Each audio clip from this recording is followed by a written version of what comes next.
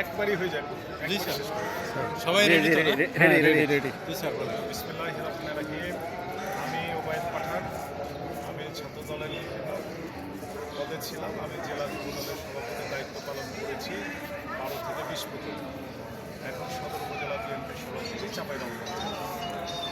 আজকে আমাদের গুম পরিবারে সকল বাংলাদেশের যত পরিবার ছিল গুম করে আমাদের প্রান্তীয় নেতা জনাব তারেক রহমান সাহেব আজকে চিনমুক্তি সম্মেলন কেন্দ্রে একটা মিলন মেলার মতো করে পরিবারদের সঙ্গে উনি সময় কাটলেন এবং আশ্বস্ত করলেন যে সারা বাংলাদেশে যতগুলো পরিবার গুম হয়েছে তাদের সঠিক বিচারের আওতায় এনে তাদেরকে শাস্তি প্রদান করা এবং প্রত্যেকটা পরিবারের যাতে চাকরি পায় সেই ব্যবস্থা করা এবং যারা গুম হয়েছে কিংবা নিখোঁজ আছে এখন পর্যন্ত তাদের নামকরণ করে রাস্তাঘাট স্কুল কলেজ